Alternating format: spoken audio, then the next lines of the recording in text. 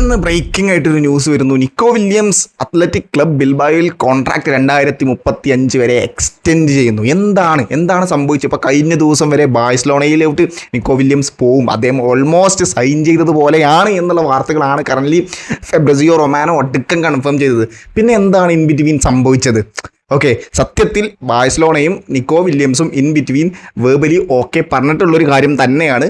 പക്ഷേ നിക്കോ വില്യംസിന് ഒരു സാധനം ഗ്യാരണ്ടി കൊടുക്കണമായിരുന്നു. അദ്ദേഹത്തെ ലാലിഗയിൽ രജിസ്റ്റർ ചെയ്യും എന്നുള്ള കാര്യം അവർക്ക് ഗ്യാരണ്ടി കൊടുക്കണമായിരുന്നു. പക്ഷേ അത് ബാഴ്സലോണക്ക് കൊടുക്കാൻ പറ്റിയില്ല.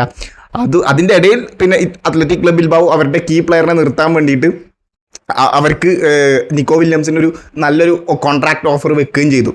അദ്ദേഹത്തിൻ്റെ സാലറി ഇൻക്രീസ് ചെയ്തു, അദ്ദേഹത്തിൻ്റെ റിലീസ് ക്ലോസ് ഇൻക്രീസ് ചെയ്തു. അദ്ദേഹത്തിന് ഇപ്പോൾ 10 മില്യൺ ഇൻക്രീസ് അങ്ങാണ്ടേറ്റ സാലറിയിൽ കിട്ടിയിട്ടുണ്ട്.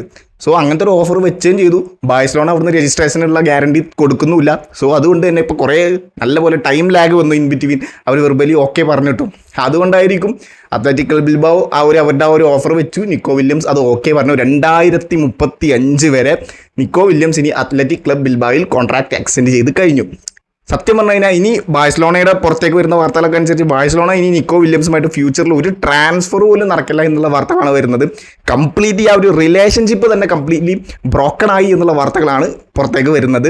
സോ ഇനി ഇങ്ങനൊരു ഇൻസിഡൻറ്റ് നടന്നുകൊണ്ട് തന്നെ ഇനി ഫ്യൂച്ചറിൽ ഒരിക്കലും നിക്കോ വില്യംസിനെ സൈൻ ചെയ്യില്ല എന്നാണ് ബാഴ്സലോണ എന്നാണ് ഇപ്പോൾ കറൻ്റ്ലി പുറത്തേക്ക് വരുന്ന വാർത്തകൾ. അദ്ദേഹത്തിൻ്റെ റിലീസ് ക്ലോസും കൂട്ടി. സത്യം പറഞ്ഞു കഴിഞ്ഞാൽ ബാഴ്സലോണയ്ക്ക് നിക്കോ വില്യംസിൻ്റെ ആവശ്യമില്ല. ഓക്കെ, അവർക്ക് നല്ല കീ പ്ലേയേഴ്സ് തന്നെ ഓൾറെഡി ഉണ്ട്. ഇനി വേണമെങ്കിൽ ആ ഒരു ലെഫ്റ്റ് വിങ്ങിൽ ഒരു സബ്ബായിട്ട് ഒരാളെ വെക്കാൻ വേണമെങ്കിൽ നിക്കോ വില്യംസിനെ വെക്കാമായിരുന്നു. സത്യം പറഞ്ഞാൽ നിക്കോ വില്യംസിൻ്റെ അവിടെ ആവശ്യമില്ല. ഇനിയിപ്പോൾ നിക്കോ വില്യംസ് അല്ലാതെ ഇനി അവർക്ക് റാഷ്ഫോർഡിനെയോ ലൂയിസ് ഡയസിനെയോ ഒക്കെ നോക്കുന്നുണ്ട് എന്നുള്ള വാർത്തകളൊക്കെ വരുന്നുണ്ട്. പക്ഷേ എത്രത്തോളം പ്രാക്ടിക്കൽ ആവും എന്ന് എനിക്കറിയില്ല. അപ്പോൾ ഓൾറെഡി നിക്കോ വില്യംസിന് നമുക്ക് രജിസ്ട്രേഷന് ഗ്യാരണ്ടി കൊടുക്കാൻ പറ്റിയില്ല. അതുകൊണ്ടാണ് അദ്ദേഹം സൈൻ ചെയ്യാതിരുന്നത്. ഇനി അവരെയൊക്കെ എങ്ങനെ കൊണ്ടുവന്നു കഴിഞ്ഞാൽ അവർ രജിസ്റ്റർ ചെയ്യാൻ പറ്റുമോ ഇല്ലേ ഒന്നും അറിയില്ല. ബാഴ്സലോണയുടെ ആ ഫിനാൻഷ്യൽ സിറ്റുവേഷൻ തന്നെയാണ് അവർക്ക് എപ്പോഴും തിരിച്ചടിയായി വരുന്നത്. സോ നമുക്ക് നോക്കാം എന്തായാലും. Thank you so much.